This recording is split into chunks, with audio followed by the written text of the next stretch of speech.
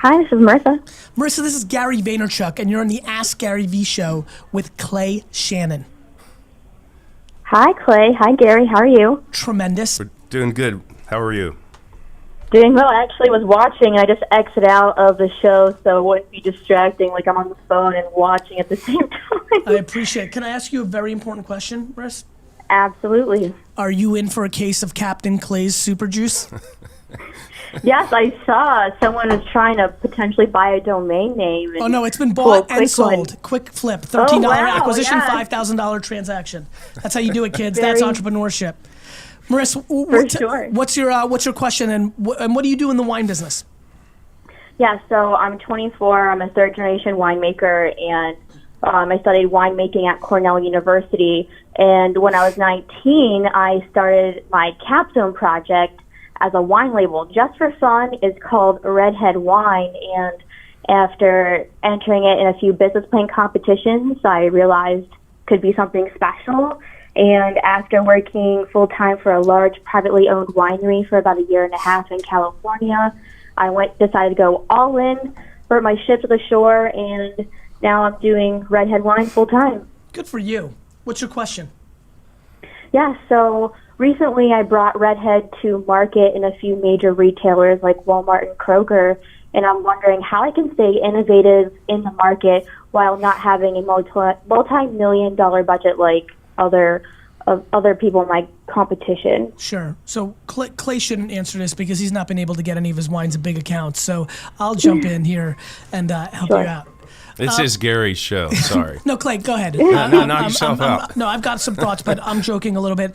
How do you think? So, obviously, how many WalMarts or Krogers have you gotten into? Let's get some context here. Let's make this a business show instead of Joke City. I pitched to Walmart last June, part of their open call process. They're investing in U.S.-made products and manufacturing, and I am in about 55 Walmarts and growing, just because my distribution has kind of limited me a little bit. But sure, of course. Now that I've renegotiated my contract, I'll be in the whole state of Ohio, and I just entered West Virginia. And then Kroger, I'm in about 35 stores in the Columbus area as a test. So a lot of Ohio action there, which is great because we do well up there. Your wife has spent a lot of time in Ohio, Yep. which is, I remember things. Yes, thank you. Marissa, I think there's something I would do right away, which is I would run Facebook ads in a 1 mile radius around the 85, 90 locations that your wine is in for your product. And I would make a video of you speaking directly to it because you're super articulate, you're third generation, you've got an authentic story, you're a young buck, and I think it would resonate. I think a 1 to 2 minute video about what you and your wine literally made on your phone for no money, and then run as advertising on Facebook to the tune of about, $100, $200 will crush if you decide to put out that video to the general location, the 1 mile radius of the location where your store, that's carrying your stores. I think that would really, really, really help your business, and I think it would be very effective, and it's very well priced attention. That would be my number one black and white point of view. I've actually already done that. I'm just trying to. It's doing really well. I do like little videos, like if I'm in the store, like saying about my story and the taste profile and why I'm doing what I'm doing. Because I'm really trying to take that approach to include my customers. Real quick, Marissa, I'm looking at a post you made inside of a Walmart, right? Sure. It's exactly right? Now, to me, how much money are you spending against this ad? Like this. Like this Instagram post, right, that you did in Columbus, right, in the store is exactly right. Now it's a picture, and your Instagram's mainly photos. I don't know what you've done on video on Facebook, but just video on Facebook for now. Yes. One of the things that I think most entrepreneurs make a mistake with is they're looking for what's next before maximizing what's current.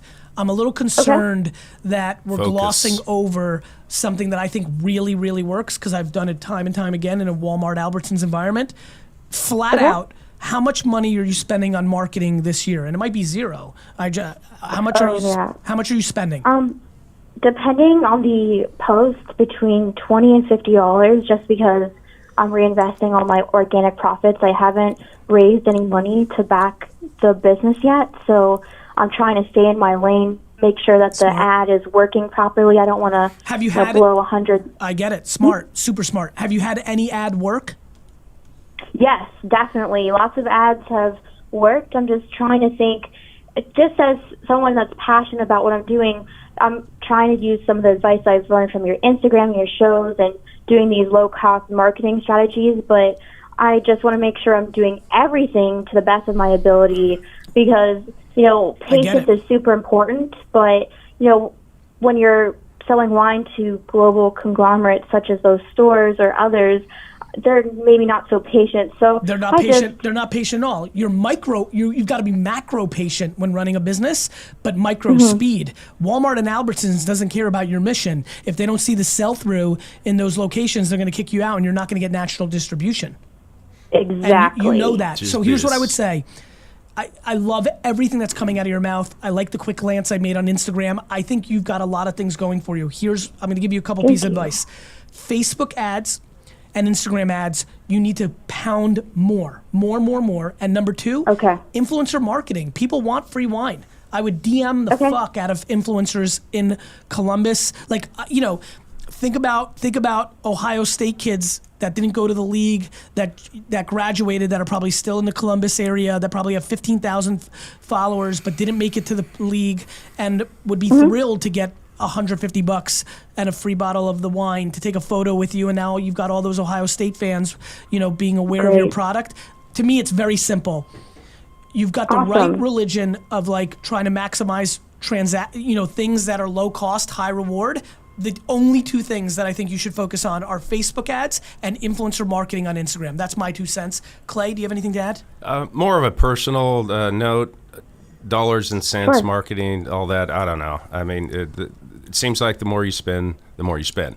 But especially if you're bad at it. Yeah, one of the things that I think is why a challenge that I had when I was younger is when I said I wanted to make 100,000 cases of wine or sell it. There was people I knew that just laughed at me, and then when we got over 100, it was like, so what?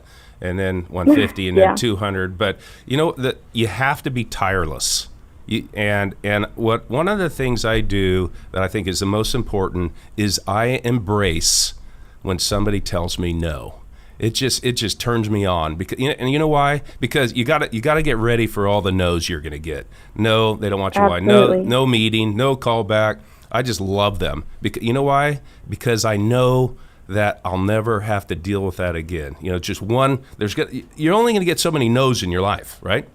Absolutely. And the more you get behind you, the closer you are going to get to being successful. And but that's just work hard. It's all about hard work. And if you think that it's not, then you shouldn't be doing it. I like the name Redhead.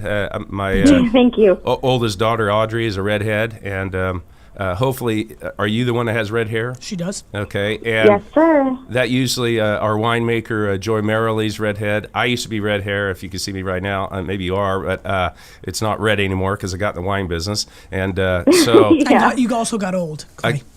And what happens when you get older is you lose it and goes gray. I got less young. Yes. Okay. And so, but anyhow, just go for it. You just got to go for it and just put your face out there. Don't worry about hanging your neck out there, and just stick your neck out. Marissa, I think you know this. Like, I do this show quite a bit. Like, just listening to you, and I've seen some of your stuff pop up in my world, like whether an email or something, reach out, and now just auditing your Instagram and now listening to kind of the way you're answering things. I think you're on the right path. A lot of times here, I think people are delusional and lost in the outer space. I think you've got clearly being third generation, you're not naive or ideological. You know what this business is about. I actually genuinely believe that Clay and I drilled it. This is giving me more confidence for the roadshow I want to do with him, because I do think my black and white and his gray, which is always where it plays, the theoretical strategy of what he's saying is 100% right. Like, it was fun for me to listen to him just now because I wasn't fully listening because D-Rock's trying to tell me what to do during the show, so I had to text him and tell him, don't fucking tell me what to do. I don't even know why he had the audacity to do that. It was ludicrous. But what Clay was saying was 100% right, which is the no's are the energy.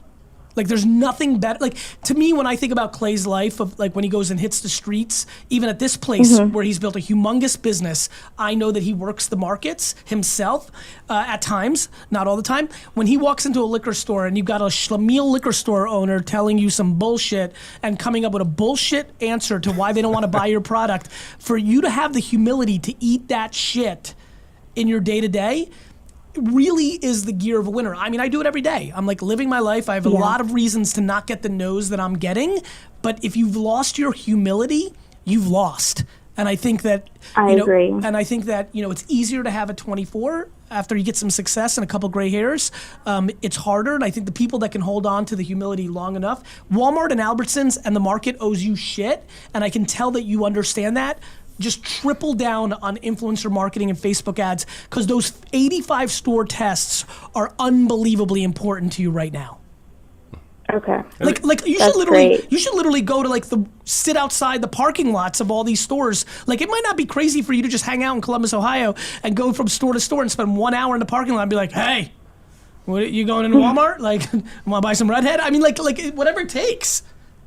Absolutely, yeah. It's a sport. I do a lot of events and in-store tastings when they have the license. I'm actually doing a Redhead wine train this weekend with the Cuyahoga Scenic Railroad, where I'll have 437 people that are tasting my wine and hear the story. So I'm trying to get out there. And can I give you another piece of advice that we're going to let you bounce?